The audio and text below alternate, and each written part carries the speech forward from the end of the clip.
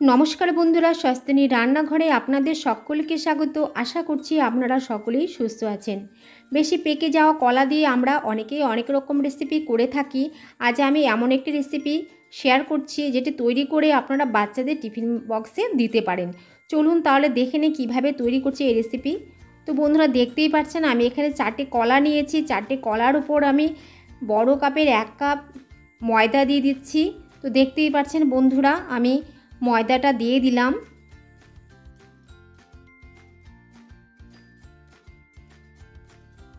ময়দাটা দেওয়া হয়ে গেছে, এবারে দিয়ে দিচ্ছি 1/2 কাপ চিনির গুঁড়ো। চিনির গুঁড়োটা দেওয়া হয়ে গেছে, এবারে দিয়ে দিচ্ছি 1 চামচ বেকিং পাউডার, দিয়ে দিচ্ছি বেকিং সোডা, এরপর আমি দিয়ে দেব 2 চামচ চকো পাউডার। আর চকো পাউডার যে কোনো রেসিপিতে বাচ্চারা ভীষণই পছন্দ করবে। আমি এখানে 2 চামচ চকো পাউডারটা দিয়ে দিচ্ছি।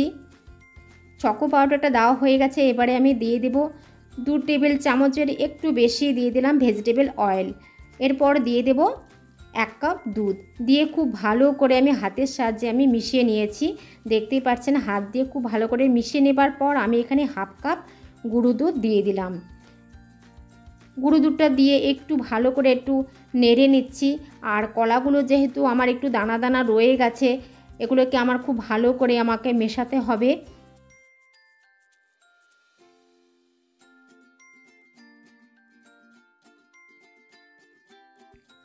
গুঁড়ো দুধটাকে খুব ভালো করে চামচ দিয়ে মিশিয়ে নেবার পর ব্লেন্ডার দিয়ে আমি কলাগুলোকে খুব ভালো করে একদম মিশিয়ে নেব।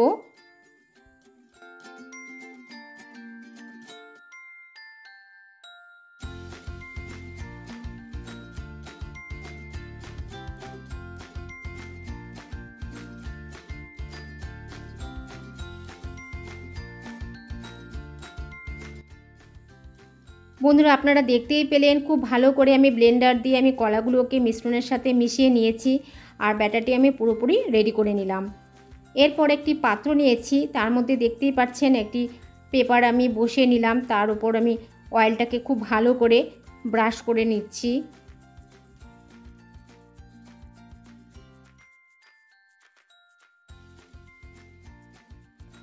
বন্ধুরা আপনারা দেখতেই পেলেন তেল দিয়ে খুব ভালো করে ব্রাশ করে নিয়েছি। এবার তৈরি করা ব্যাটারটি এর মধ্যে আমি দিয়ে দিচ্ছি।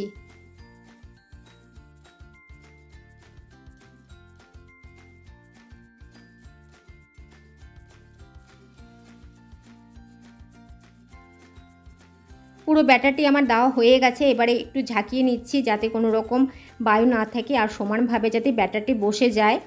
খুব ভালো করে ঝাঁকিয়ে নেবার পর এর উপর আমি টুটি ফুটি দিয়ে দিচ্ছি। আপনাদের হাতের কাছে যদি টুটি ফুটি না থাকে আপনারা যে কোনো ড্রাই ফ্রুটসও এর মধ্যে দিয়ে দিতে পারেন। তো বন্ধুরা দেখতেই পেলেন টুটি ফুটি দেওয়া আমার কমপ্লিট হলো।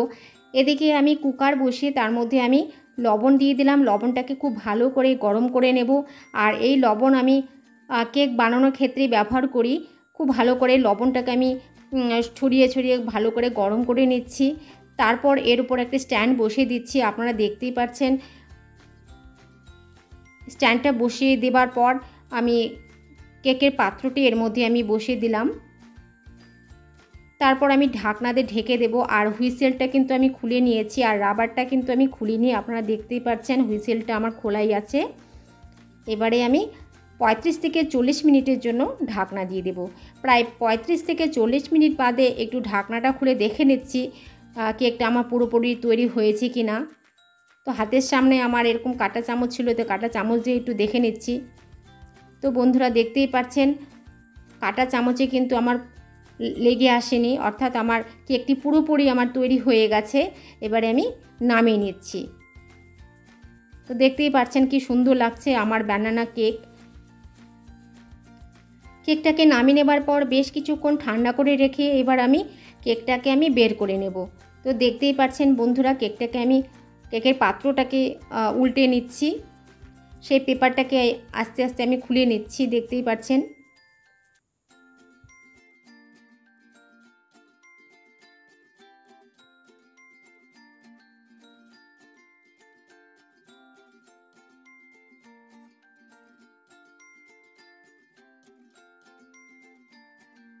পেপারটাকে সব দিক থেকে খুব ভালো করে খুলে নিয়েছি। এবারে আমি কেকটাকে উল্টে কেটে নেব।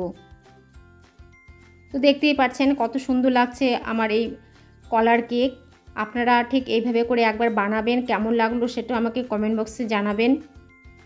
দেখুন কেকটাকে আমি কেটে নিচ্ছি। তো ভেতর দিক থেকে কেকটা একটু গরমই আছে, আর দেখুন কত সফট হয়েছে কেকটা।